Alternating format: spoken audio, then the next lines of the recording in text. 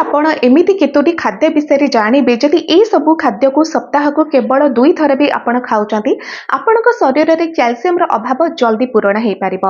आउ ए सबु खाद्य केवल जे आपण को कैल्शियम देब एमिति नाही आपण को प्रोटीन भी बहुत सारा दब तो कौन से सबु खाद्य देखंतु आम शरीर रे जेते बेले कैल्शियम रो अभाव हुए बहुत सारा लक्षण देखा जाए आउ ता भितरु गोटे बड़ लक्षण होउची आपणकर मोटापण वृद्धि आपण माने भाबुथिबे जे कैल्शियम जदि कमुची तेबे मोटा काहेकि हो जाउचो एथिपाई आपण मोटा हो जिबे जे एहा द्वारा आपणकर मेटाबॉलिज्म स्लो हो जाए देखंतु आगुर भी मु बहुत थर आपनको कहिची जे जदि मेटाबॉलिज्म आपणक शरीर रे स्पीड रहे तेबे आपणक शरीर रे कैलोरी जल्दी बर्न हबो जोटा कि एनर्जी रे कन्वर्ट हबा द्वारा आपणको एनर्जेटिक भी फील हुए किंतु जदि मेटाबॉलिज्म आपणकर स्लो रहिबो तेबे कैलोरी जल्दी जल्दी बर्न हबनी ना आपणको एनर्जी दबो ना आपणक शरीर ठीक रे वेट को मैनेज करि परिबो आ एथिरे कोन हैला कैलोरी सब डिपोजिट हैला आउ आपण माने मोटा हे गले किंतु आजिर खाद्य आपनको एते सब फायदा दे पारिबो जे आपणकर कैल्शियम रो अभाव भी दूर हबो आउ आपनको प्रोटीन भी बहुत सारा मिलिबो तो फर्स्ट खाद्य भीतर आसुची राशि राशि रे बहुत अधिक कैल्शियम रहिची क्षीर ठारू भी बहुत अधिक जितेबाला राशि आपण गोटे कप खाई दौरान तो से आपको पाखापाखि 1440 मिलीग्राम कैल्शियम मिल जाऊँगी क्षीर रे आपन को केते मिलिबो जदि 100 ग्राम क्षीर आपण पियंती तो 125 रु 150 मिलीग्राम कैल्शियम आपन को मिले किंतु जदि राशि को आपण खाऊचंती गोटे कप केते एमिति चा आपण पिउचंती सेइथरे गोटे कप तो सेतिकी जदि राशि आपण खाइदेबे 1440 मिलीग्राम आपन को कैल्शियम मिल जाउची जोटा कि बहुत अधिक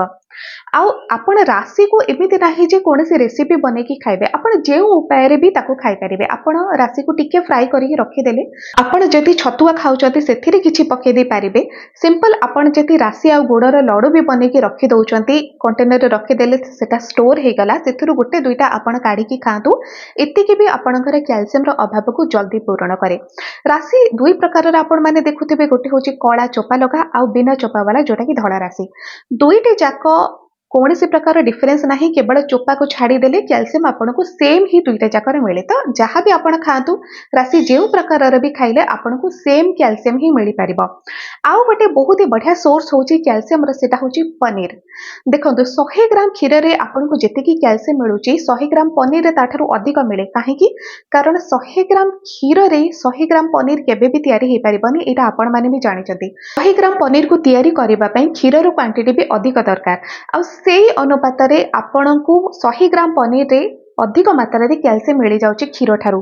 तो जदि गोटे ताटिया भरी के भी आपण पनीर खांती एटा आपणकर दिन सारा रे कोटा को पूर्ण करि परिबो दिन सारा भितरे आम शरीर पर दरकार 500 रु 600 मिलीग्राम कैल्शियम किंतु जदि आपण गोटे ताटिया भरिके पनीर खाउचंती एथिरे आपनको 650 मिलीग्राम कैल्शियम मिल जाउची तो गोटे ताटिया पनीर ही आपणकर पूरा दिन सारा रे कोटा को पूर्ण करि पारुची सेति पई सप्ताह को कम से कम 2 थर आपण निहाती भाबरे पनीर को खांतु आउ गोटे बहुत ही बढ़िया सोर्स हेउची कैल्शियम रो सेटा होची दही दही रे आपनको कैल्शियम केते मिले जति कि क्षीर रे थाए माने करंतु 100 ग्राम रो क्षीर आपण पिउचंती आपनको जति कि कैल्शियम सेथरे मिलुची तो सेती परिमाणर कैल्शियम आपनको दही रे ही मिलिबो आ दही किछि वृद्धि हेउनी किबा किछि कमुनी तो सेती परिमाणर कैल्शियम आपनको मिलिबो किंतु दही रो अलग बेनिफिट भी रहिची दही रे आपनको प्रोटीन भी मिलुची सेटा पनीर रे भी रहिची आपनको स्टार्टिंग रू कहिची जे एमिति खाद्य विषय आपनको कहिबी जो गुडा आपनको कैल्शियम भी दबो ता सहित प्रोटीन भी दे पारिबो तो दही रे आपनको प्रोटीन मिलिला विटामिन B12 मिलुची दही रे आपनको विटामिन D मिलुची कैल्शियम तो एथिरे मिलुची इथिरे आपणकर डाइजेस्टिव सिस्टम भी स्ट्रांग हुए दही आपनको एते सब फायदा दे पारिबा तो कैल्शियम को जति आमे भाबुछु जे कैल्शियम टिके कम रहुची दही रे क्षीर रे जति कि दही रे भी सेति कि तो अन्य विभिन्न बेनिफिट भी मिलुची ना आ दहीटा आपण डेली खाई परिबे 2-3 चम्मच भी जति आपण दही खाउचंती सेथिरे किछि कैल्शियम आपनको मिल जाउची प्लस सेथिरे अन्य बेनिफिट भी आपनको मिलेला यदि आपण सप्ताह को 2 थर राजमा खाउचंती तेबे 100 ग्राम रो राजमा रे आपनको 300 मिलीग्राम रो कैल्शियम मिल जाउची आ राजमा रे आपनको प्रोटीन भी मिलुची कारण गोटे मंजी जातीय खाद्य जेहेतु एथिरे प्रोटीन भी रहिची ଏଥିରେ ଆପଣଙ୍କୁ କ୍ୟାଲସିୟମ ବି ମିଳିଯାଉଛି। ମସୁର ଯଦି ଆପଣ ଖାଉଛନ୍ତି, ମସୁର ଡାଲି ନର୍ମାଲି ଆମେ ଡାଲି ବନେଇକି ଖାଉଥାଉ ମସୁରକୁ, ଆଉ ଏଇଟା ଟେଷ୍ଟି ବି ଲାଗେ। ସପ୍ତାହକୁ ଯଦି 2ରୁ 3 ଥର ବି ଆପଣ ମସୁର ଡାଲିକୁ ଖାଆନ୍ତି,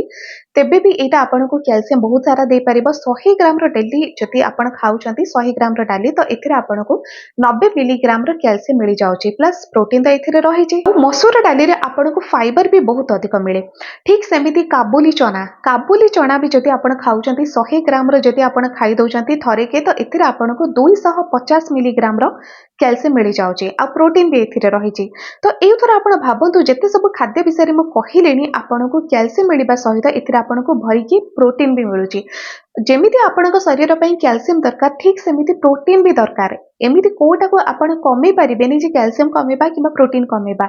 ଉଭୟ ଆପଣଙ୍କ ଶରୀର ପାଇଁ ନିହାତି ଦରକାର। ଆମ ଓଡ଼ିଶାର ଗୋଟିଏ ଶସ୍ତା ଡ୍ରାଇ ଫ୍ରୁଟ୍ ହେଉଛି ଚିନାବାଦାମ। ଆଉ ଚିନାବାଦାମରେ ଆପଣ ଜାଣିଛନ୍ତି କେତେ କ୍ୟାଲସିୟମ ରହୁଛି? ଯଦି 100 ଗ୍ରାମର ଚିନାବାଦାମ ଆପଣ ଖାଇଦେଉଛନ୍ତି, ସେଥିରେ 180 ମିଲିଗ୍ରାମର ଆପଣଙ୍କୁ କ୍ୟାଲସିୟମ ମିଳିଯାଏ। ପ୍ରୋଟିନ ବି ଏଥିରେ ବହୁତ ସାରା ରହିଛି। ଏଥିରେ ଆପଣଙ୍କୁ ଫାଇबर ବହୁତ ଅଧିକ ମିଳିବ ଚିନାବାଦାମରେ, ଯୋଉଟା ପେଟ ସଫା କରିବାରେ ଆପଣଙ୍କୁ ସାହାଯ୍ୟ କରେ। ଆଉ ଚିନାବାଦାମରେ ଆପଣଙ୍କୁ ଭିଟାମିନ ଇ ବି ମିଳିଯାଉଛି। ଏଥିରେ ବହୁତ ସାରା ଭିଟାମିନ୍ସ ରହିଛି ଚିନାବାଦାମ। ଆଉ ଯେଉଁମାନେ ବି ଡ୍ରାଇ ଫ୍ରୁଟ୍କୁ ଖାଇ ପାରୁନାହାନ୍ତି, ଯେମିତିକି ଦାମିକା ଡ୍ରାଇ ଫ୍ରୁଟ୍, କାଜୁ କିମ୍ବା ପେସ୍ତା, ଏସବୁ ସମସ୍ତଙ୍କ ପକ୍ଷରେ ସମ୍ଭବ ହୁଏନି ଖାଇବା, କିନ୍ତୁ ଚିନାବାଦାମଟା ଆପଣ ନିହାତି ଖାଇପାରିବେ। ଆଉ ଏଇଟାକୁ ଆପଣ ସବୁ ସିଜନରେ ଖାଇପାରିବେ। ତ ଚିନାବାଦାମ ଆପଣ ଯେମିତି ହେଲେ ଖାଆନ୍ତୁ। ଯଦି ମନେ କରନ୍ତୁ ଆପଣଙ୍କ ପେଟରେ ଗ୍ୟାସ୍ ହେଉଛି ଚିନାବାଦାମ ଖାଇବା ଦ୍ୱାରା, ତ ଆପଣ ସିମ୍ପଲ ରାତିରେ କିଛି ଚିନାବାଦାମ ଭେଦେଇ ଦିଅନ୍ତୁ ଆଉ ସକାଳୁ ଖାଆନ୍ତୁ। ଯେଉଁ ଖାଦ୍ୟକୁ, ଯଦି ଯେକୌଣସି ଡ୍ରାଇ ଫ୍ରୁଟ୍କୁ ଆପଣ ଖାଇବା ଦ୍ୱାରା ଗ୍ୟାସ୍ ହେଉଛି, ତ ସିମ୍ପଲ ଆପଣ ତାକୁ ଯଦି ଭେଦେଇକି ଖାଆନ୍ତି, ଏଇଟା ଜଲ୍ଦି ହଜମ ହୁଏ ଆଉ ଆପଣଙ୍କର ଗ୍ୟାସ୍ ବି କେବେ ହବନି, କିନ୍ତୁ ଏଇଟା ବେନିଫିଟ୍ ଆପଣଙ୍କୁ ବହୁତ ସାରା ଦେଇପାରିବ। ଠିକ୍ ସେମିତି ଯଦି ଆପଣ ମୂଳା ପତ୍ରକୁ ଖାଉଛନ୍ତି, ସିଜନରେ ଯେତେବେଳେ ମୂଳା ବିକ୍ରି ହେଉଛି, ମୂଳା ପତ୍ର ତା ସାଙ୍ଗରେ ଆସୁଛି, ତ ମୂଳା ପତ୍ରରେ ବି ଆପଣଙ୍କୁ ବହୁତ ସାରା କ୍ୟାଲସିୟମ ମିଳେ। ଯେତେବେଳେ ମୂଳା ଆପଣ ଆଣୁଛନ୍ତି, ମୂଳା ପତ୍ର ମନେ କରନ୍ତୁ 4ଟି ମୂଳା ଆପଣ ନେଇକି ଆସିଲେ, ତ 4ଟି ମୂଳାର ପତ୍ର ଯେତିକି ବି ବାହାରୁଛି, ସେତିକିରେ ବି ଆପଣଙ୍କୁ 70 ମିଲିଗ୍ରାମର କ୍ୟାଲସିୟମ ମିଳିଯାଏ। ସିମ୍ପଲ ଯେତେବେଳେ ଆପଣ ରୁଟି ବନେଇକି ଖାଉଛନ୍ତି ଗହମର ତିଆରି ରୁଟିରେ, ସେଥିରେ ବି ଆପଣଙ୍କୁ କ୍ୟାଲସିୟମ ମିଳୁଛି। 100 ଗ୍ରାମର ରୁଟିରେ ଆପଣଙ୍କୁ 50 ମିଲିଗ୍ରାମ ଭରିକି କ୍ୟାଲସିୟମ ମିଳିଯାଉଛି। ତ ଏଇଥିରୁ ଆପଣ ବୁଝୁଥିବେ ଯେ ନେଚର ଆମକୁ ଯେତେ ସବୁ ଖାଦ୍ୟ ଦେଇଛି, ସବୁଥିରେ କିଛି ନା କିଛି କ୍ୟାଲସିୟମ ଆପଣଙ୍କୁ ନିହାତି ମିଳୁଛି। କୋଉଥିରେ କମ୍ ମିଳୁଛି, କୋଉଥିରେ ବେଶୀ ମିଳୁଛି, କିନ୍ତୁ ଗହମରେ କିମ୍ବା ମୂଳା ପତ୍ରରେ ଯେତିକି କ୍ୟାଲସିୟମ ଆପଣଙ୍କୁ ମିଳୁଛି, ସେ ସବୁ ହୁଏତ ଆପଣଙ୍କର ଦିନ ସାରାର କୋଟାକୁ କେବେ ବି ପୂରଣ କରିପାରିବ ନାହିଁ। କାରଣ ରୁଟି ଆପଣ କେତେ ଏମିତି ଖାଇଦେବେ, ରୁଟି ଆପଣ 2ରୁ 3 ପଟ ଖାଇବେ, ଶାଗ ଏମିତି ଆପଣ କେତେ ଖାଇଦେବେ। କିନ୍ତୁ ଯେଉଁ ରାଶି କଥା ଆପଣଙ୍କୁ କହିଲି, ସେଇଥିରେ ଆପଣଙ୍କୁ ବହୁତ ଅଧିକ କ୍ୟାଲସିୟମ ମିଳେ। ରୁଟି କିମ୍ବା ଯେକୌଣସି ଶାଗ ପତ୍ର କଥା କହୁଛି, ସେ ସବୁ ତ ଡେଲିର ଖାଦ୍ୟ। କିନ୍ତୁ ଯେମିତି ଆପଣଙ୍କୁ କହିଲି ଯେ ସପ୍ତାହକୁ 2 ଥର 3 ଥର ଆପଣ ଖାଇବା ଉଚିତ ଏସବୁ ଖାଦ୍ୟକୁ। ତା ଭିତରେ କ'ଣ ଆପଣ ଖାଇବେ? ରାଶି ଲଡ଼ୁକୁ ଆପଣ ଡେଲି ଖାଇପାରିବେ, କିମ୍ବା ରାଶିକୁ ଆପଣ ଅନ୍ୟ ଯେକୌଣସି ସାମଗ୍ରୀରେ ମିଶେଇକି ଖାଇପାରିବେ। ସେଇଟା ଆପଣଙ୍କର ଡେଲିର କୋଟାକୁ ପୂରଣ କରିପାରିବ। ପନିରକୁ ଆପଣ ସପ୍ତାହକୁ 2 ଥର ନିହାତି ଖାଆନ୍ତୁ। ସେମିତି ଦହି ଯଦି ଡେଲି ନ ଖାଇପାରୁଛନ୍ତି, ଆପଣ ସପ୍ତାହକୁ 2 ଥର ତ ନିହାତି ଖାଇପାରିବେ। କାବୁଲି ଚଣା, ରାଜମା ହେଇଗଲା, ଏସବୁକୁ ସପ୍ତାହକୁ କମ ସେ କମ 2 ଥର ବି ଯଦି ଆପଣ ଖାଉଛନ୍ତି, ତ ଏସବୁ କ'ଣ କରେ, ଆପଣଙ୍କର ଡେଲି କୋଟାକୁ ନିହାତି ପୂରଣ କରିପାରିବ, ଯେତିକି ଆପଣଙ୍କର କ୍ୟାଲସିୟମ ଦରକାର। ଦିନେ ଆପଣ ପନିର ଖାଇଦେଲେ, ଦିନେ ଆପଣ ରାଜମା ଖାଇଦେଲେ, ଦିନେ କାବୁଲି ଚଣା ଖାଇଦେଲେ, ତ ଏମିତି ଆପଣଙ୍କର କୋଟାଟି ପୂରଣ ହେଇଯାଏ। ଆଶା କରୁଛି ଆଜିର ଭିଡ଼ିଓରୁ ଆପଣ ଠିକରେ ବୁଝିପାରିଥିବେ ଯେ କେଉଁ କେଉଁ ଖାଦ୍ୟ ଆପଣଙ୍କୁ ବହୁତ ସାରା କ୍ୟାଲସିୟମ ଦେଇପାରିବ, ତା ସହିତ ପ୍ରୋଟିନ ବି ଆପଣଙ୍କୁ ବହୁତ ଅଧିକ ଦେଇପାରିବ। ଆଜିର ଭିଡ଼ିଓ ଯଦି ଆପଣଙ୍କୁ ଭଲ ଲାଗିଲା, ଚ୍ୟାନେଲକୁ ସବସ୍କ୍ରାଇବ କରନ୍ତୁ, ଭିଡ଼ିଓକୁ ଲାଇକ୍ କରନ୍ତୁ, ସେୟାର କରନ୍ତୁ। ଆଜି ପାଇଁ ଏତିକି।